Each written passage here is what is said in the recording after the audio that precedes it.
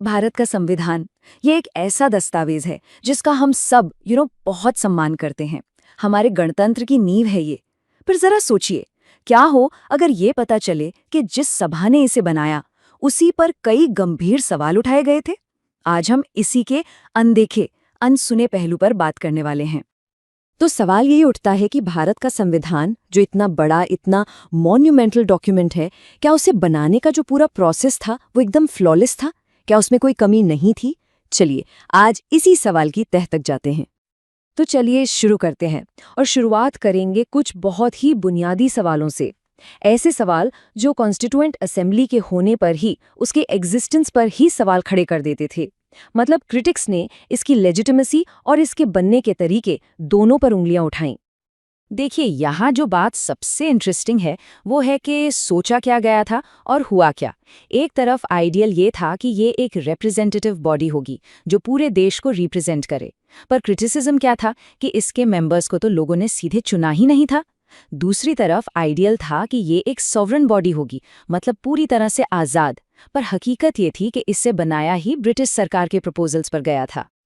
तो मतलब क्रिटिक्स का पॉइंट क्या था? सीधा साधा। पहला, ये रिप्रेजेंटेटिव नहीं थी क्योंकि मेंबर्स यूनिवर्सल अडल्ट फ्रैंचाइज से नहीं चुने गए थे, मतलब हर नागरिक ने वोट डालकर इन्हें नहीं चुना था।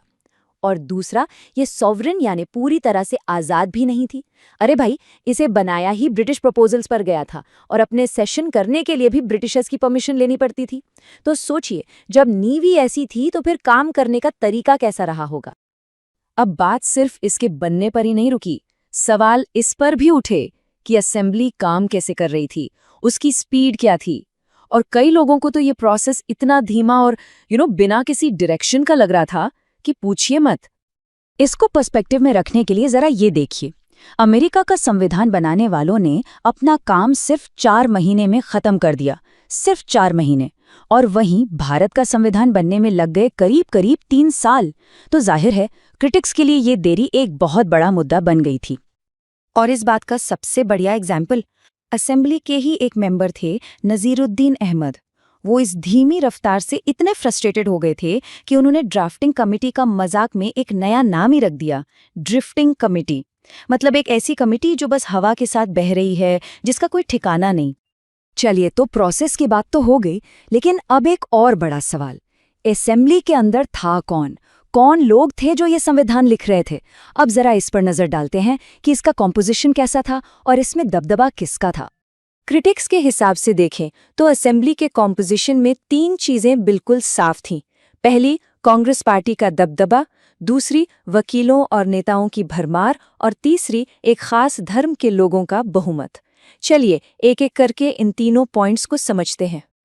कांग्रेस की डोमिनेंस की बात करें तो American constitutional expert Granville Austin ने एक बहुत फेमस बात कही थी। उन्होंने कहा, the assembly was the Congress and the Congress was India. मतलब असेंबली ही कांग्रेस थी और कांग्रेस ही भारत था। ये लाइन दिखाती है कि उस वक्त कांग्रेस का प्रभाव कितना ज्यादा था, जो खैर फ्रीडम स्ट्रगल में उनके रोल को देखते हुए शायद सरप्राइजिंग भी नहीं है। अच्छा, तो वकीलों और नेताओं का दबदबा था, तो उससे हुआ क्या? क्रिटिक्स का मानना है कि इसके चलते समाज के जो दूसरे तबके थे, जैसे किसान या कारीगर, उनको सही रिप्रेजेंटेशन मिला ही नहीं। और शायद यही वजह है कि हमारा संविधान इतना लंबा चौड़ा और इतनी कॉम्प्लिकेटेड लीगल लैंग्वेज से भरा हुआ है। अब आते हैं तीसरे और सबसे कंट्रोवर्शियल क्रिटिसिज्म पर। यह था असेंबली के धार्मिक कॉम्पोजिशन को लेकर। कुछ ब्रिटिश ऑब्जर्वर्स जैसे कि लॉर्ड विस्काउंट साइमन ने तो इसे सीधे सीधे अ बॉडी ऑफ हिंदूज तक कह दिया था। और ये कहने वाले सिर्फ लॉर्ड साइमन अकेले नहीं थे। विंस्टन चर्चिल ने भी कुछ ऐसा ही कहा। उनका कमेंट था कि ये असेंबली भारत में सिर्फ एक बड़ी कम्युनिटी को रिप्रेजेंट करती है। जाहिर है ये कमेंट्स उस वक्त के टेंस पॉलिटिकल माहौल को दिखाते हैं। तो इतनी सारी क्रिटिसिज्म सुनने के बाद सवाल ये उठता है कि भाई, इन सब बातों का आज क्या मतलब है?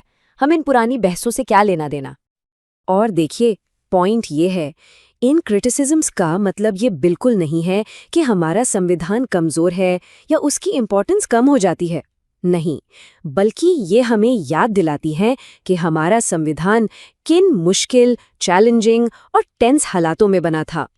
इन बातों को समझने से हमें एक ज़्यादा बैलेंस्ड और डीप अंडरस्टैंडिंग मिलती है।